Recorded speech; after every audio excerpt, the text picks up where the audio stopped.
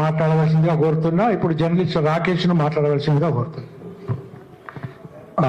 అంటే ఇంతకుముందు కేవీఆర్ అన్న మాట్లాడుతూ కూటమి ప్రభుత్వాన్ని ప్రశ్నించే మొగాడివా అన్నారు పోలీసులు అని చెప్తాను. అంటే ఆ విషయాన్ని మనం ఎట్లా అర్థం చేసుకోవాలంటే, తెలంగాణ ఆడబిడ్డ బెల్లి లలితక పాట పాడితేనే భయపడి ఆమెను నరికినటువంటి చేతగాని దద్దమ్మలకు మనం ప్రశ్నించేది అంటే అట్నే కనబడుతుంది. ఎందుకంటే తెలంగాణ ఆడబిడ్డలకే వాళ్ళు ఉచ్చబోసుకుంటారు. నువ్వు ఇంతున్నావు అని చెప్పేసి మాట్లాడుతున్నావు. గంతున్నోనికే నువ్వు ఉచ్చబోసుకొని రాత్రిపూట 2 సార్లు, మొదటిసారి వచ్చినప్పుడు వెంటనే సీనన్న మన నగేష్ వెంటనే స్పందించి దగ్గరలో ఉన్న వాళ్ళందరూ పంపిస్తే భయపడి పారిపోయారు తెలంగాణ ఆంధ్ర పోలీసులు. 2వ సారి ఆయన అరెస్ట్ చేశారు. అంటే ఎంత పొడుగున్నావు అని మాట్లాడినటువంటి మీరు ఆయనకే ఉచ్చబోసుకుంటారు. ఈరోజు మేము డిజిటల్ మీడియా ఇక్కడ దాదాపు 50 ఛానళ్ళు ఉన్నాయి. నేను ఈరోజు ఆంధ్రాకి సంబంధించిన ముఖ్యమంత్రిని, డిప్యూటీ సీఎం పవన్ కళ్యాణ్కి మేము ఆ సవాల్ విసురుతున్నాం. మీకు దమ్ముంటే మీకు కొమ్ముగా వస్తున్న మీ మీడియా ఛానల్ అని తీసుకొని రండి. ఇక్కడ 50 ఛానళ్ళు ఉన్నాం. మేము కేవీఆర్ మాట్లాడినటువంటి మాటల మీద డిబేట్కి సిద్ధంగా ఉన్నాం. దమ్ముంటే చేతనైతే మీ డిజిటల్ మీడియాలను, మీ ఛానళ్లను, మీకు కొమ్ముగా వస్తున్నటువంటి ఛానళ్ళ ఓనర్లను పట్టుకొని రండి, చర్చ చేద్దాం. చేతనైతే చర్చ చేద్దాం. కానీ మీరు ఈ రాత్రిపూట అరెస్ట్ చేద్దామని అంటే కేవీఆర్ని అరెస్ట్ చేస్తారు. రేపు పొద్దుగాల కేవీఆర్ తమ్ముళ్ళు 100 మంది ఉన్నారు ఇక్కడ. పవన్ కళ్యాణ్ను, చంద్రబాబును ప్రశ్నించడం కోసం మేము ఎందుకు తెలంగాణలో మీరెందుకు మాట్లాడుతున్నామని మాట్లాడతారు. మీరు ఎందుకు ఉన్నారా భయ తెలంగాణలో? మీకు రోగం వచ్చిందంటే తెలంగాణ హాస్పిటల్ కావాలి. మీరు సండే వచ్చిందంటే మీ మనవాళ్ళతో ఆడుకోవడానికి తెలంగాణ కావాలి. మీ ఇంటికాడ ఇప్పటికీ చంద్రబాబు నాయుడు ఇంటి ఆ సందులోకి వెళ్ళిపోవడం అంటే కూడా కనీసం 50-60 మంది పోలీసులు ఉంటారు. మీకేం పని ఇక్కడ తెలంగాణలో? మీకు మొగతనం ఉంటే, మీరు చేతనైతే, మీరు మొగోళ్ళు అనుకుంటే మీరు ఖాళీ చేసిపోర్రా భయ్. మీ గురించి మేము ఎందుకు మాట్లాడతాం?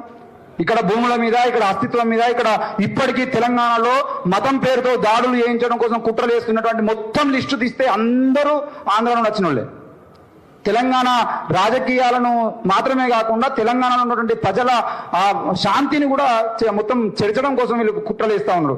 దాన్ని కూడా మనందరం అర్థం చేసుకోవాలి. రెండవ విషయం ఏంటంటే, మొన్ననే ఫిబ్రవరి 3వ తారీఖు నాడు సుప్రీంకోర్టు తీర్పిచ్చింది. సోషల్ మీడియాలో పెడుతున్నటువంటి పోస్టులకు సంబంధించిన విషయంలో ఎఫ్ఐఆర్లు నమోదు చేయడాన్ని హైకోర్టు అంతకుముందే 2025 సెప్టెంబర్ 11వ తారీఖు నాడు గడ్డం దుర్గం శశిధర్ గౌడ్ అనే వ్యక్తి రేవంత్ రెడ్డి మీద ఒక పోస్ట్ పెడితే దాని మీద 3 ఎఫ్ఐఆర్లు నమోదు చేస్తే 3 ఎఫ్ఐఆర్లను కొట్టివేస్తూ సోషల్ మీడియాలో పెట్టేటువంటి పోస్టులకు సంబంధించిన విషయంలో ఎట్టి పరిస్థితుల్లో ఎఫ్ఐఆర్లు నమోదు చేయొద్దని తెలంగాణ హైకోర్టు తీర్పిస్తే దాన్ని సమర్థిస్తూ సుప్రీంకోర్టు తీర్పిచ్చింది. ఇది అన్ని రాష్ట్రాలకు వర్తిస్తాయని చెప్పింది. ఈరోజు తెలంగాణ యువకుని ఆంధ్ర పోలీసులు అరెస్ట్ చేయడం అనేది సుప్రీంకోర్టు తీర్పుకు వ్యతిరేకం. మీకు చేతనైతే సుప్రీంకోర్టు తీర్పులు చదవండి.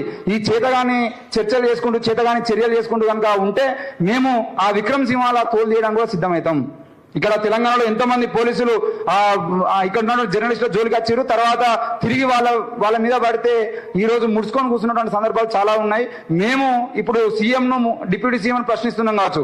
మీరు కనుక ఇట్నే రాజకీయాలు చేసేదంటే విక్రమ్ సింహాలు, ఇంకా ఆయన డిఐజీ ఉన్నాడు, ఈయనను ఆయనకు 60 సంవత్సరాల ముసలోడు లెక్క ఉంటాడు, 40 సంవత్సరాల యువకున్నా అని చెప్పేసి చేసే రాజకీయాలు కూడా మేము బయటకు తీస్తా ఉన్నాం. సో దయచేసి ఎట్టి పరిస్థితుల్లో కూడా సుప్రీంకోర్టు తీర్పును వ్యతిరేకిస్తూ ఈరోజు కేవలం సోషల్ మీడియాలో లేదంటే యూట్యూబ్ ఛానల్లో పెట్టినటువంటి పోస్టులను ఆధారంగా చేసుకుని ఎఫ్ఐఆర్ నమోదు చేయడము ఇంకేదో చేస్తే మాత్రం మేము తప్పకుండా సుప్రీంకోర్టు వరకైనా వెళ్తాం. ఎట్టి పరిస్థితుల్లో వెనక్కి పోయేది లేదు.